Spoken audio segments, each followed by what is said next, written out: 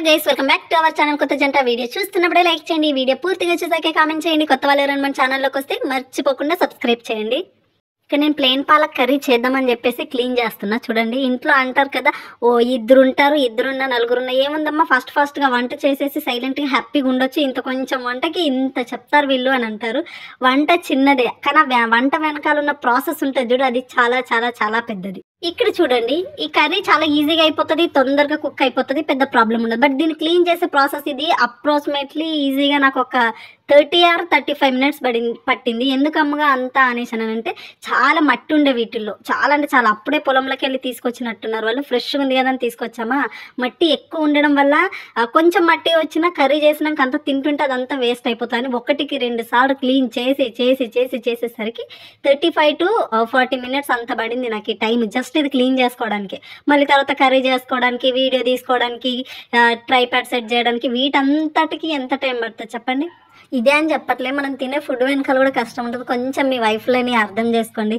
అక్కడికి ఇక్కడికి వెళ్ళేసి వచ్చి ఇంట్లోనే ఉంటుంది కదా, ఖాళీగా ఉంటుంది. ఈ మాత్రం వంట చేయడానికి, డైలీ చేసిన వంట చేయడానికి చిరాకు పడుతుంది, ఇరిటేట్ అవుతుంది, మూడ్ సింగ్స్ తేడా వస్తున్నాయని కాదు. కొన్నిసార్లు చిన్న వంటలైనా సరే చాలా కష్టం అవుతుంది, కొన్నిసార్లు సతాయిస్తూ ఉంటుంది. అది వచ్చి మేము మీకు ఎక్స్ప్లెయిన్ చేయలేము. నేను ఇప్పుడు 1 hour ఇది క్లీన్ చేశానని వెళ్ళి నా హస్బెండ్కి చెప్పలేను, చెప్పిన సిల్లీగా ఉంటుంది. అయితే ఏంటి అని ఆ ఫీల్ వస్తుంది. అది చిన్న పనే కదా, కూర్చున్న దగ్గర చేస్తున్నావు కదా అని అంటారేమో, బట్ ఇరిటేటింగ్ అవుతుంది తెలుసా. అది ఒక్కొక్కటి తీసి క్లీన్గా వాష్ చేసి కట్ చేసి ఉంటే అది కొంచెం చిరాకు అనిపిస్తుంది. ఈజీ వర్క్ అయినా సరే కొన్ని వర్కులు చేస్తే చిరాకు వస్తుంది.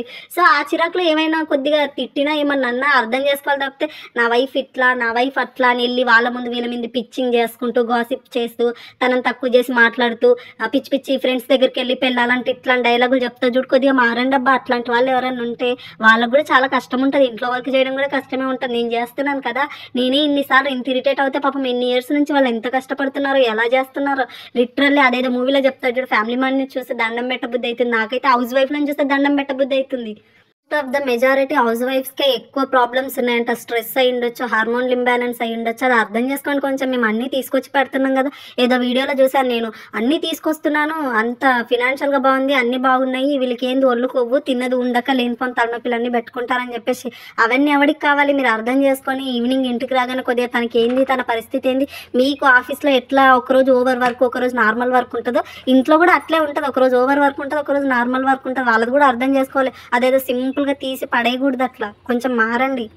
ఇక నేను మా ఆయన కోసం లడ్డూలు చేస్తున్నాయి. ఈ మధ్య స్వీట్లు చేయట్లేదు పాపం. అప్పుడు డైలీ ఏదో ఒక స్వీట్ అయినా చేస్తుండే. ఇప్పుడు వీడియోస్ ఎడిటింగ్ అది ఇది వర్క్ వల్ల అవ్వట్లేదు, అందుకని చెప్పేసి లడ్డూలు చేస్తున్నాయి. ఇదేం పెద్ద ప్రాసెస్ కాదు. బెల్లం పాకంలో కొబ్బరి పొడేసేసి కొబ్బరి లడ్డూలు చేస్తున్నాను అన్నట్టు. చాలా ఇష్టంగా తింటాడు.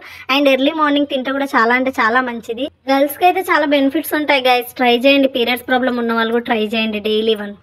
ఇక్కడ నేను మాఫింగ్ చేస్తున్నా హౌస్కి. అదేంద్ర నీట్గానే ఉందంటారా? డైలీ పెడతాను కాబట్టి ఎలాగో నీట్గా ఉంటుంది. ఈరోజు పూజ చేద్దామని చెప్పేసి పెడుతున్నా. నాకు ఈ మధ్య పక్కనింటి అక్క ఫ్లవర్స్ ఇచ్చింది. ఫ్లవర్స్ చూసినప్పటి నుంచి ఇంకా నైట్ అంతా పూజ చేయాలి. ఏమో ఈ మధ్య ఫ్లవర్స్ చూసినా, ఇక్కడ నేను ఫ్లవర్ తెంపినా, అది ఖచ్చితంగా దేవుడికే పెట్టాలనిపిస్తుంది. ఫుల్ అంటే ఫుల్ డివోషనల్ అయిపోతున్నా. ఎందుకైతున్నారో అమ్మగంటే నాకు కూడా తెలియదు. బ్యాక్గ్రౌండ్లో నా చరిత్ర తెలిస్తే మీరు షాక్ అవుతారు. నా బర్త్డే రోజు టెంపుల్కి వెళ్తే మళ్ళీ బర్త్డే వరకు కూడా వెళ్ళేదాన్ని కాదు, అస్సలు నమ్మేదాన్ని కాదు. దేవుళ్ళు ఇవన్నీ మూఢనమ్మకాలు అవి ఇవి అని చెప్తుండే. ఇప్పుడు నాకు తెలియకుండా ఫుల్ డివోషనల్ అయిపోతున్నా, ఫుల్గా పూజలు చేస్తున్నా, ఏమేమో చేస్తున్నా పిచ్చి దానిలాగా. నాలో అయితే చాలా చాలా చేంజ్ వచ్చింది. ఎందుకు వచ్చిందో తెలియక మంచిదే కదా అని చెప్పేసి అలా సైలెంట్గా ఉండిపోతున్నా. ఫుల్ అంటే ఫుల్ పూజలు చేసేస్తున్నా. నాకంటారు కదా పెళ్ళి అయితే తిక్క కుదురుతుంది, నా తిక్క కుదరడం ఇదేనేమో మేబీ, నాకు తెలిసి. గైస్, మా ఆవిడ నా కోసం లడ్డు చేసింది. ఏం లడ్డు అంటే బెల్లం లడ్డు. ఇది బెల్లం కొబ్బరి ఆల్రెడీ చెప్పిందట వాయిస్ ఓవర్లా. సో టేస్ట్ చేస్తాను నేను. ఇక్కడ చూసిరా, బాదం ఉంది, బాదం కిస్మిస్లు అన్నీ వేసింది.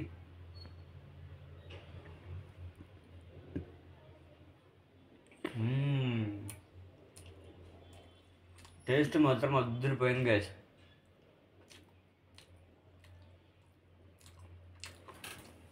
మా స్టోర్లో మా వీడియోలు అందరు చూస్తారు.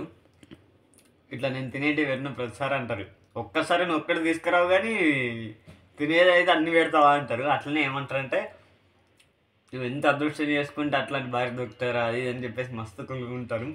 నాకైతే మస్తు ఇట్లా ఫీల్ మస్తు వస్తుంది. అందరు కామెంట్ కూడా పెడుతురట, నేను చూడట్లేదు, సారీ. అందరికీ థ్యాంక్ యూ. నిజంగా నేను చాలా ఏ జన్మలో ఏ అదృష్టం చేసుకుని నాకు తెలియదు. అమ్మ పాప నాకు వైఫ్గా దొరికింది. లవ్ యూ సో మచ్ అమ్మ పాప. నువ్వు కూడా కొంచెం. నేను పెద్ద పాపాలు చేసిన గైస్, అందుకని ఈయన దొరికిండు. అయితే ఇంకొక కామెంట్ వచ్చింది, మహి హైలైట్ అనిపించింది నాకు. బ్రో ఏ దేవుడికి పూజ చేసిండో కనుక్కోరా, మీలాంటి వైఫ్ దొరికింది. చేసినావు చెప్పు. నేను ఏ దేవునికి చేసినా నాకు తెలియదు, కానీ నాకు మంచి దేవత దొరికింది. నేనైతే ఎక్కువ అమ్ముకి ఏమన్నా అయినా కూడా, అమ్ము నాకు దక్కాలన్నా కూడా ఎప్పుడు కూడా బాగా గెలిచిన దేవత అయితే ఒక దేవత ఉంది, దుర్గమ్మ తల్లి, బెజవాడ కనుక దుర్గమ్మ తల్లి. ఎప్పుడు ఏం కోరుకున్నా తల్లి కాదనుకుంటే నెరవేరుస్తుంది. నాకైతే నిజంగా నాకేం కోరుకోలేదు, అమ్ము కావాలనుకున్నా అమ్ము నాతోనుంది, అంతకుమించి నాకేమద్దు. అమ్ముని ఇట్లా హ్యాపీగా చూసుకుంటే చాలు, నాకు ఇంకేం వద్దు, ఏ డ్రీమ్స్ కూడా లేవు. Okay bye.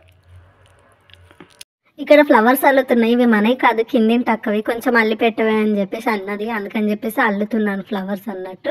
బాగున్నాయి కదా, వాళ్ళ విలేజ్ నుంచి వాళ్ళు పంపించారంట. మనకి ఎలాగో అదృష్టం లేదు, ఉన్న వాళ్ళని ఎంజాయ్ చేయని. ఇక్కడ ఫ్లవర్స్ అల్లుతున్నా ఫుల్గా నిద్ర వస్తుంది, అందుకే సగం ఫ్లవర్స్ అల్లేసి సగం అక్కడ పెట్టేసి పడుకుందామా, ఫ్లవర్స్ అల్లాలా అని చెప్పేసి అట్లా ఫుల్గా ఆలోచిస్తున్నాను అన్నట్టు నేను ఇక్కడ చూడండి. ఇది పైన మా వాటర్ ట్యాంక్ ఎంత డట్టీగా ఉంది చూడండి గైస్. అందుకే ఇన్ని రోజుల నుంచి ఎయిర్ ఫాల్ కంట్రోలే అవుతలేదు, ఇంత గలీజ్గా ఉంది. అట్లనే బాడీ ఇచ్చింగ్ వస్తుంది, అసలు అర్థమైతలేదు. ఇంకా ఈ పిల్లోడు మా పక్క రూమ్లో ఉంటాడు, ఇంకా డైలీ అడిగి పద అని చెప్పేసి అందులో దిప్పిచ్చి మొత్తం అంతా క్లీన్ చేపిస్తున్నాను. చాలా క్లీన్ చేసిండు.